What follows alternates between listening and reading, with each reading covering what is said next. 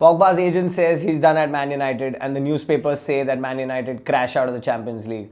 Hello and welcome to All Balls, a show that keeps you up to date with all the Premier League action and fantasy football tips.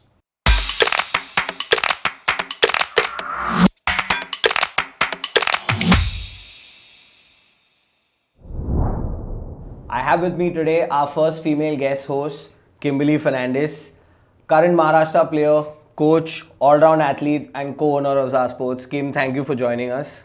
Thanks for having me. It's great to be here. It's an absolute pleasure. Kim, let's get straight into our first game, the derby. United having a sad Champions League night.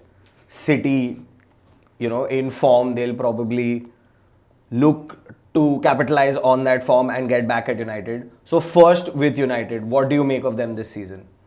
I mean, at least from the past few games that I've been watching, I wouldn't put it past them to give City a tough time, at least. I mean, they've come back from behind to win quite a few games with Cavani coming on and scoring and assisting some really good goals. I mean, after that game, I had high hopes from him, but then he didn't perform in the last Premier League game. I hope it'll be a tough game and an exciting one to watch. I just hope it lives up to that derby expectation. So we had the better of them last season, where we won majority of the derbies. But this season is completely different, no crowds and stuff like that. You have Bruno on one side, you have KDB on one side. Let's start with Bruno. He came on 45 minutes, created 8 chances, Premier League record. So, but again, he was rested, but he was needed. Yeah. Now that he's played so many games, is that fatigue going to get in? I mean, he was the main difference when he came on in that second half. I feel like Ole playing Cavani in the start might have been a mistake. I don't know what he rested Bruno for. But yeah, like you said, he made such a big impact when he came on, and I think he's quite the heart of the team right now. And so he is very vital for them. So, I mean, but he was rested because of the major Champions League game. Now the Champions League game is out. So confidence, not like it don't know. I mean, it didn't help at all, idiot. But KDB on the other hand, 9 goals, 15 assists, City 7 goals to nothing in their last 2 games. So it's going to be a difficult fixture. United have the habit of coming back. We've come back in our last 5 games. But then there is a very important aspect called VAR. You never know what can happen to that. Sterling's won about 20 penalties. So City are looking strong. United, I'm not sure how high they will be on confidence. So let's get to your prediction. I would hope that one team would get the better of the other, but I think it's going to be like a draw at the end. I would say either a goalless draw or a 1-1 draw. I'm going to rewind to which team will get the better of the other. Although I think United is in better form, Choose your next words very carefully. I hope that they, might get they might probably get a comeback out of this game. But I think City would, if it was such a well-fought match. But I think we're going to, our hopes are going to be let down and we're going to see a draw. So draw? Yeah. So we're going to get a point? Okay, we're going to get a point. I think so. I sure? hope you all will. Hope so. Okay. The first meeting between Leeds and West Ham since 2011-2012. Kim, we heard off camera that Leeds is your favourite team. Yeah. So let's start with that. What has been exciting about Leeds for you this season? I just think their style of play is very exciting. They're not afraid of the opponents, however big the names are. Look at what they did in the first game of the Premier League against Liverpool. I was really rooting for them to at least come out of that with a draw. And they've kept that form, even though they've had quite a few losses. Their games are just very exciting to watch, and that's why I wouldn't mind staying up to watch one of their games. I mean, they keep running, right? They just keep running. But last game, they were outrun by Chelsea. Yeah. But now again, the stats are against them, because they have Patrick Bamford who's got 8 goals, but then West Ham are in form. Cresswell being the defender who's created the most chances. Bowen has 2 goals in 3 games. They are both coming off a loss. West Ham might feel a little outdone in the United game because the ball had not gone out of play. But again, Leeds will come back. Bielsa being a manager will make them run. So, do you think they are going to run all over West Ham since they have nothing to lose technically this season? They're Yeah. playing amazing football. Liverpool got lucky in the first game. But, what do you think Leeds is going to get out of this game? I think they would outrun West Ham.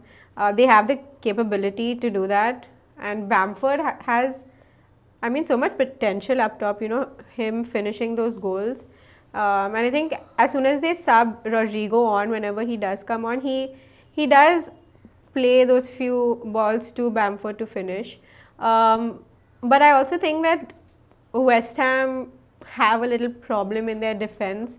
At least watching their last game, where Declan Rice had a lot of trouble and a lot of goals, might have come through his part of the defensive half. So yeah, I would like to see Leeds outrun West Ham in this one. Okay, how many goals? I think 2-0. Raul Jimenez discharged from the hospital, but still obviously not fit enough to play. Wolves versus Villa. Kim, Wolves coming off a heavy defeat, to Liverpool in their last game. Villa having the last game suspended. Where's your money at?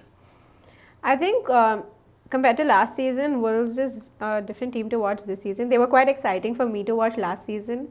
I think with Jimenez missing, with Jota now performing brilliantly at Liverpool, they seem to be a different outfit, and I think Aston Villa might get the better of them with Jack Grealish and Martinez, who has been in great form, not in the recent matches unfortunately, but he still is very promising in goal for them. I would hope that Aston Villa come out of this one. Yeah, because Villa, different team from last season. They were struggling to stay on top last season. They're going, goals galore this season. They've scored in 12 out of their last 13. Grealish, top, third in the chances created. But then again, they've missed their last game. Wolves will probably, fix what happened at Liverpool. But missing Jimenez up top will make the difference. But I think what will concern them more is leaking goals at the back, which you don't associate with a Wolves side. Yeah. But, with the pace and just the players in form for Villa, I think they could get those goals, and it might be tough on the defense for Wolves. So 7-2 to Aston Villa? No, I would think, watching all these games, I don't see any big scores, so I would think maybe a 2-1 to Aston Villa. Because we're going to hold you to these predictions. We'll talk after this 2-1 to Villa. Another team that missed its game last week, Newcastle in action versus West Brom. West Brom conceding 23 goals this season. They look, at 6s and 7s at the back. Newcastle had a good last game. Wilson, Joelinton, Wilson being involved in 75% of their goals. West Brom, yes, they have Gallagher who scored in their last two, but then a 5-1 thrashing is not really something you want to look back at. So I will come straight to it, since there is this game really doesn't have that kind of energy. Yeah. I feel Newcastle just coming back and West Brom being West Brom. So let's get straight into your prediction. I think Newcastle might come out of this one with a 3-goal victory. She's so talking 3 goals fantasy, guys. She's talking fantasy football. There is a Wilson in this team. Yeah, but 3-0. 3-0. Big game at Goodison with Everton taking on Chelsea. Chelsea, great last game against Leeds, outran them. Difficult to outrun a Leeds side, 6 kilometers. So, you even commentated that game. I did, So, yeah. first tell us something about that. The start of the game was very exciting. It looked like a closely contested battle. But then once Chelsea got that first goal in, I think it kind of took it away from Leeds. I'm so happy that Giroud started and scored. 5 goals in 5 days in December for him. But yeah, for this game, Chelsea do look like the more superior outfit to me, at least. I hope that Giroud starts this one as well, but I doubt that will happen in this fixture. Well, he'll start. I mean, he's in form. Lampard would be stupid not to start him. But then moving to Everton, James faded out totally. Yeah, tell me about that. I was damn excited about him coming to the Premier League. I took him into my fantasy team and then had to let go of him because he didn't give me any points. And he's a great player, and there's a lot of hype around him, but I don't think he's delivering as much as he should. There is one Everton player you need in your side, and that is Dominic Calvert-Lewin. He is in my side. I'm so happy I've You had him. both. Yeah, I had both of them. I've kept Calvert-Lewin, thankfully, and he's great. Like, the stats and the goals that he gets, just brilliant. But then, Chelsea with, again, all the big names. Obviously, Ziyech might miss out this game because of injury. But Mason Mount happens, to be Lampard's favourite. He plays on the left, he plays through the centre, he's created the most chances in the last game. So, Chelsea's attacking threat does not really get affected, because of injury. And even at the back, now with Thiago Silva coming in, they seem settled. They have conceded lesser goals, whereas Everton are conceding cheap ones. So, where do you think, Chelsea is going to hit Everton hardest? Is it going to be on the wings, through the centre? I think with Timo Werner running on that left flank as well, he's super fast, and he keeps making those runs and putting the ball through. That might be heavy on Everton, because Chelsea also then have their defenders coming up and scoring goals for them. So they have goals coming from everywhere. And I think Everton have a tough game at hand for them. Chelsea has goals coming from everywhere, and Arsenal have goals coming from nowhere. But moment of truth, predictions.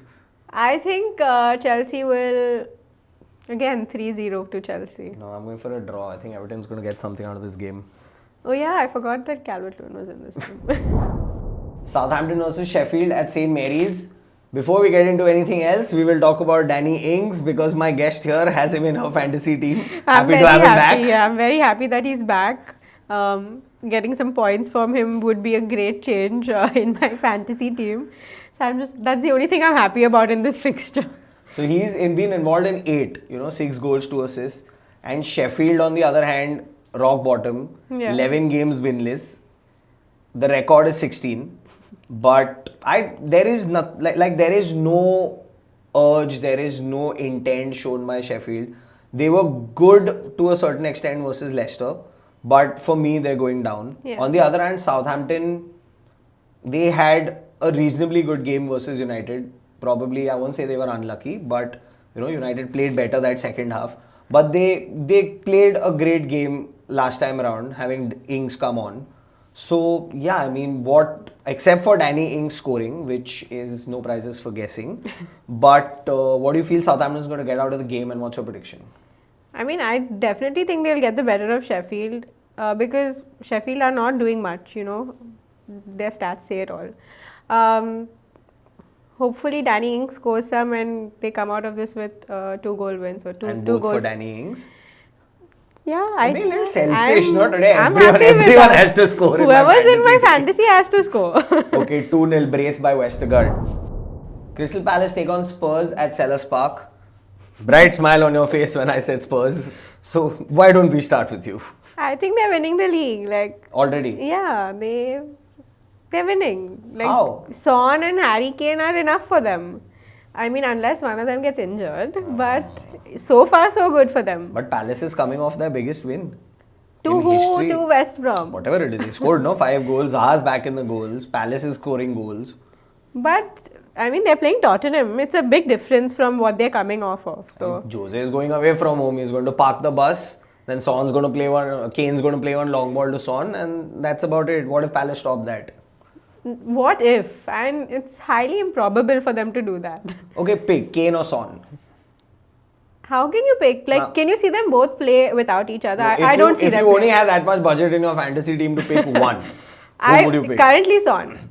Currently not Kane. Son. Currently, I would pick Son. 250 goals, 420 appearances for in club total, and country. no? But currently, look at him.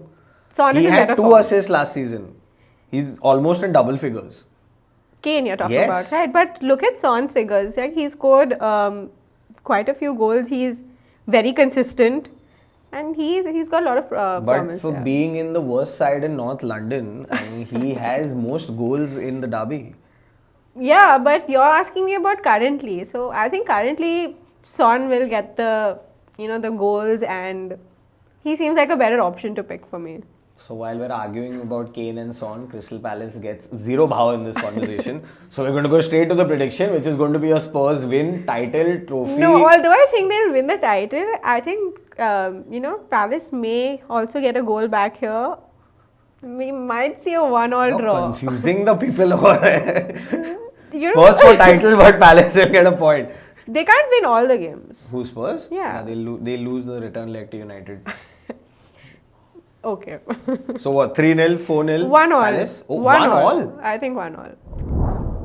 Fulham's woes continue from City to Liverpool. They just can't catch a break. They've conceded like 1 million goals and Liverpool have scored like 3 million goals. Salah has 52 at Anfield, 14 more than any other player. So, let's start with Liverpool's injury list coming back. Your favourite, Trent Alexander-Arnold. I'm so happy he's back finally. I mean, he came on, assisted a beautiful, what an assist. Own goal, but it was a great assist. Yeah, and their injury list seemed never ending with that game, I think, against Leicester, was it? But it didn't seem to stop them, so. And now they have Fabinho back, they have Joel Matip playing in that Henderson's role. also back. Henderson's back. Henderson, in fact, with Wijnaldum, they've played 105. They've lost only 7, and I don't think Fulham's going to change that. But a very interesting fact to know here is that you find Scotty Parker very cute. I was watching like a pre-match interview in their last game, and I thought he was like a movie star, But like he has film such star. a shit record now. What he'll Who do with cares? those good looks? I mean, he's good for the camera, no? But football is not being played, no? True. Do you want him to stay in the Premier League or not so you can watch Of course, him? So yeah. then, is Fulham going to win? No. His good looks might push them through. If only that was possible. So no, Liverpool strong at the back. They've got Salah back in the goals. You mentioned earlier, Jota's come back. Fulham not looking steady at the moment. Coming off City, obviously you can't blame them for losing to City. But then again, Liverpool, will they be too strong for them or is this going to be a repeat of Aston Villa? I think Liverpool will be very strong for Fulham. And now that they have everybody back in good form, it looks like an easy win for them. Their substitute keeper, by the way, debuted Champions League and Premier League and what clean a sheets on game! both. What a game! I think he is. I mean, it was a pleasure to watch him play. If only they could spell his name right on the jersey. But your prediction? I think Liverpool will get a big win here, 5-0. Salah's your captain, isn't he? I'll make him my captain after this. This Premier League fantasy fraud that we have. Arsenal versus Burnley. First of all, I'm very glad you support the women's team because this men's team is not worth supporting. No. Silence, guys. 1 minute silence for Arsenal. I mean, but what are they doing? Yeah, what are they doing now? Of course, that's the question. I feel like they still have no link up in play and they lack any sort of energy when they're playing. There's really, it's very negative energy to watch them playing for some reason. The reason is that they are bad. They had 42 attempted crosses, made nothing. Their best player who signed a contract, the next Thierry Henry, hi Rowan, but the next Thierry Henry produced nothing against Spurs. He is half the goals of what Kurt Zouma is. It's insane. Kurt Zouma has more goals than Arsenal's top scorer. But it's a team effort, na? But the team is only doing no potty. Yeah, so you can't blame one player. I don't think you can blame one player. I blame every player. Yeah, I think the whole team is kind of unable to gel or find rhythm yet for whatever reasons. The stats are alarming. It's the bus without an engine and the engine is sitting there in the stands. Really, you think one player will make all the difference? Of course, through the center, he's a creative player. What are they doing through the center? It's easy to pinpoint it on him, to me. I mean, it's bad enough that entire team is, bad looking. But apart from that, they're playing bad football. And you're very lucky you're supporting the women's team. There's a spirit in that beanbag which will tell you men's team in your ear, like, don't. No, but I mean, you can't take it all away from them. They're having a bad season, of course. I will take it all away from them. No, they're having a bad season, but I don't think one player can change it all, But you need some spark, no? Yeah, you definitely do, yeah. Like one player coming in, doing something, creating that spark so that the other players do. They're doing nothing. His lineups are shit. His football is shit. They're 14th. Who would ever think an Arsenal would be 14th? Yeah, but I think the team is just missing any sort of motivation. They don't look like they want to win or want to even play. That motivation's name is Mesut Ozil. A saying it lot of again. people would like to think I choose to disagree with that. No, but there is nothing in the middle. There Tia is also nothing is happening. Yeah, that's true. But So- yeah, I just think the team needs to figure it out. And Burnley, I feel they're going to come out, I don't know. I feel Burnley didn't have such a bad game against Everton. They got the first goal. In fact, they were unlucky, that they conceded later on. But I hope, rather, that Burnley gets something out of this game. I feel Arsenal will go hard at them considering, they're in the bottom half of the table. They need the points. Burnley has not done too well. They've only got, a win under their belt. But then again, I just feel it's going to be a draw because I hate Arsenal. But you'll have a little sympathy with the women's team. Yeah, and I think maybe Christmas is coming and they want to turn it around for their fans, I hope. I don't know. Christmas is coming. Reindeers are going to go in them only. Prediction. I think I'm hoping they get some goals and we see Arsenal win 2-1. They'll score 2? 2-1 to Burnley. Leicester versus Brighton at the King Power. Vardy back into the goals. Brighton only scoring via penalties. But then, the talking point was that flag. He wanted it to come up, but he obviously broke it for reasons we will not reveal. But yeah, Leicester shaky, mid-phase of the season. Yeah. But they'll be happy that Vardy's back into the goals. Brighton, I just feel, keep getting unlucky at times. Conceding last-minute penalties after the full-time whistle and stuff like that. But they do not look a bad side.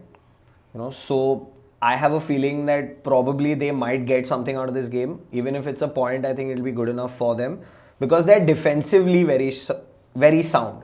And Leicester, with Harvey Barnes kind of falling out of form, are finding it difficult through Maddison to break through to that. So since you have Jamie Vardy in your fantasy team, give us a truthful prediction for this game.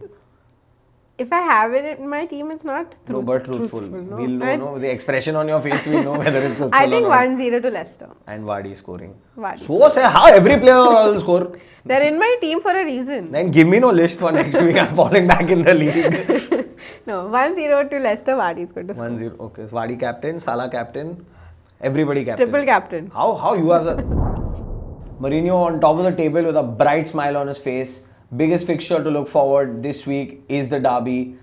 And the next big one is Everton Chelsea. I want to thank Kim. Kim, thank you for joining us on this episode. Thanks for having me. It was a lot of fun. Hopefully all the predictions will go right and your fantasy team will do well. But guys, do not forget to like, share, subscribe, leave your comments in the section below, click the bell icon and follow us on Instagram. Stay safe.